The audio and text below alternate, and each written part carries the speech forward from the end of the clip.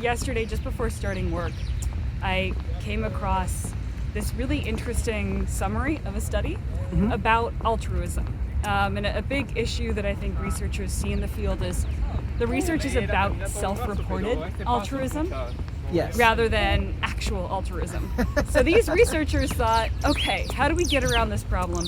Let's find people who are truly, genuinely altruists, who did something kind or good, helpful to someone else at least, without any hope of compensation. So they found people who donated a kidney. I think they found about 25.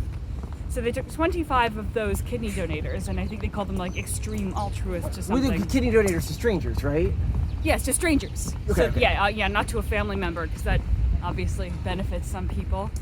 And then they took, I think, 26 just normal people, and they rated everyone's self-reported altruism, and then they put them in, I think, MRI machines. Yeah. And had them and looked at how their brains reacted to threats of discomfort and discomfort themselves. So they had a thin thing that like pressed their thumbs that was very uncomfortable, and they experienced it themselves, so they knew what it felt like, and also that then the researchers could see what happened in their brains when that happened. Yeah.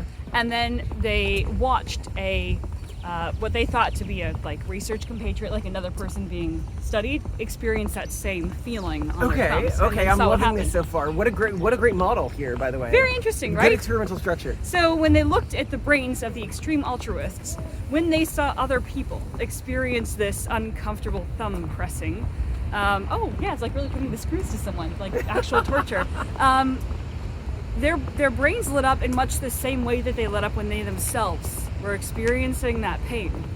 Whereas those who were not as described through their actual actions, true extreme altruists, they didn't feel that same level of pain when other people were experiencing that pain. So in other words, when people are really altruists, they will feel pain when somebody else feels pain. But when somebody is a fake altruist, and apparently there's a lot of these people in society who believe they're very altruistic, but don't actually make altruistic actions, they don't feel that pain as strongly.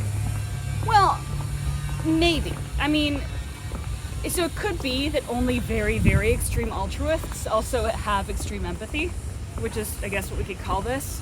I like to believe there's a bunch of fakers out there. Well, I think they did see that those who were in that non-kidney donator group who reported to be altruists didn't feel that same level of pain.